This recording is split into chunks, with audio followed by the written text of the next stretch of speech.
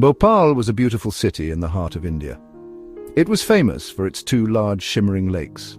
People called it the City of Lakes. Life here was simple and often peaceful. Families lived in small houses, many of them in bustling neighborhoods called bastis. They had hopes and dreams for their children. They worked hard in markets, in offices, and on farms. The city was a blend of old and new. Ancient mosques and palaces stood near modern buildings.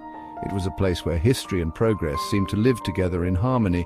People came here to build a life, to find work, and to be part of a growing community. Into this city came a promise of a better future. It was a large factory owned by an American company, Union Carbide. The factory was meant to bring jobs and prosperity. It was built to produce a powerful pesticide called Sevin. This chemical was supposed to help farmers in India grow more food by protecting their crops from insects. For many poor families in Bhopal, the factory was a sign of hope.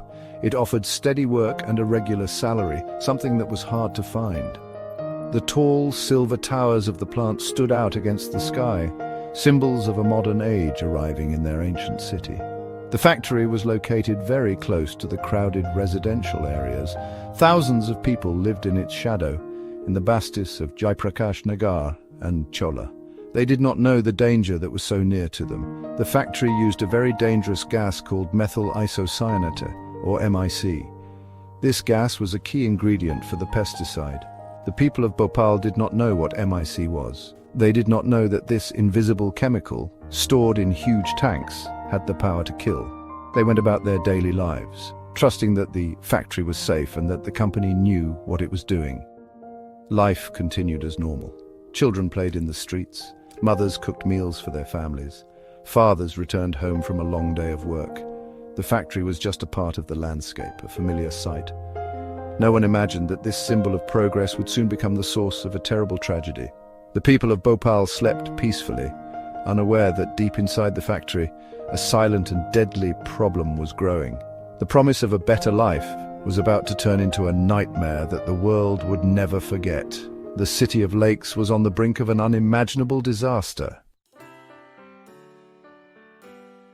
The night of December 2nd, 1984 began like any other. The city of Bhopal was quiet. Most of its residents were asleep in their homes. The air was cool and still.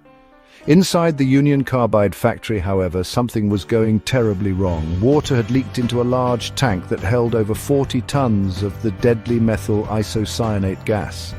This mixture started a powerful chemical reaction. The pressure and temperature inside the tank began to rise very quickly.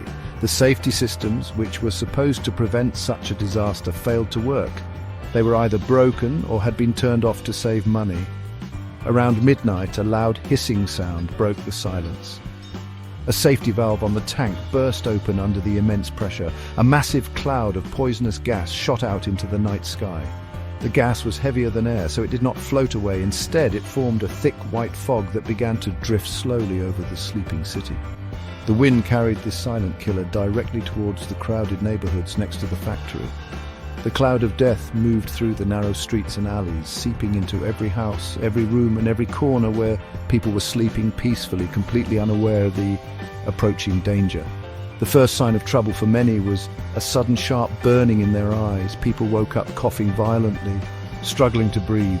Their lungs felt like they were on fire. Panic spread quickly. Shouts and screams filled the night air. No one knew what was happening. Some thought there was a fire, others thought it was a plague.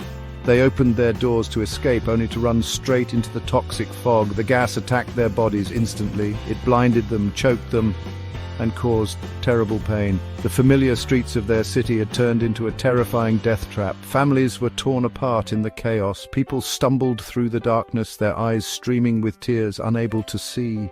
They called out for their loved ones, but their voices were lost in the confusion. Many fell to the ground, unable to go any further. The gas was everywhere, inescapable. They saw their neighbors, their friends, and even strangers collapsing around them. The night of dreams had become a night of terror, a desperate struggle for survival against an invisible enemy that had been unleashed upon them without any warning. It was a race for life, but for thousands it was a race they would lose. When the sun rose on the morning of December 3rd, it revealed a scene of absolute horror. The city of Bhopal looked like a battlefield. The streets were filled with the bodies of people who had tried to escape but failed. They lay where they had fallen, their faces contorted in pain. Dead cows, dogs, and birds littered the roads and fields. The air still carried a strange, sweet, and deadly smell. Those who had survived the initial wave of gas wandered through the city like ghosts. They were blinded, gasping for breath, and covered in sores. Their minds were filled with the terrible sights they had witnessed. The city's hospitals were completely overwhelmed. Thousands of sick and injured people flooded into the emergency rooms. Doctors and nurses had never seen anything like this before. They did not know what kind of poison they were dealing with, so they did not know how to treat the victims. They could only give people oxygen and eye drops. The hospitals quickly ran out of medicine and space. Patients lay on the floors, in the hallways, and outside in the courtyards. The medical staff worked tirelessly, but they were fighting a losing battle against a poison they did not understand. The long-term effects of the gas were devastating. Many of the survivors were left with permanent health problems. They suffered from blindness, breathing difficulties, and damage to their internal organs. Their bodies were weakened forever. The disaster also left deep psychological scars. People had nightmares about that terrible night. They had lost their families, their homes, and their health. The city of Bhopal became a city of widows, orphans, and chronically ill people. The promise of a better life from the factory had been replaced by a lifetime of suffering and sorrow. The world was shocked by the news from Bhopal. It was the worst industrial accident in history. Help began to arrive from all over India and from other countries. But for the people of Bhopal, the nightmare was far from over. They had to fight for justice and compensation. They had to learn to live with their pain and their loss. The abandoned Union Carbide factory became a grim monument to the tragedy. It stood as a constant, rusted reminder of the night that had changed their lives forever, a symbol of a promise that had been broken in the most terrible way. The Bhopal tragedy was not just an accident. It was a disaster caused by many failures. The investigation that followed revealed a long list of problems at the Union Carbide factory. The company had cut costs on safety measures to save money. Important safety systems were not working on the night of the leak.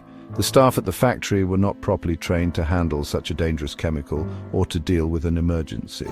There was no effective warning system to alert the people living nearby. The tragedy happened because profit was put before the safety of human lives. This terrible event taught the world a very important and painful lesson. It showed how dangerous it can be when large, powerful companies operate without proper care and responsibility, especially in developing countries. The disaster highlighted the urgent need for stricter safety regulations for factories that handle hazardous materials.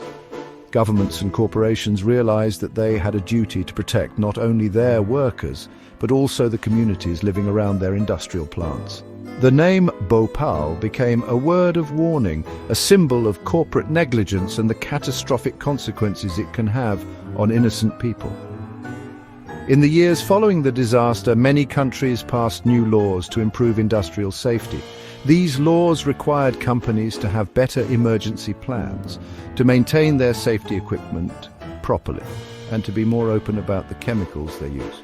The goal was to make sure that a tragedy like Bhopal would never happen again. The disaster forced a global conversation about corporate social responsibility. It raised questions about the duties of multinational corporations when they operate in poorer nations. It was a wake-up call for the entire world to take industrial risks more seriously. More than 4 decades have passed since that dark night, but the memory of Bhopal must not fade. The survivors and their families continue to fight for justice and for proper medical care.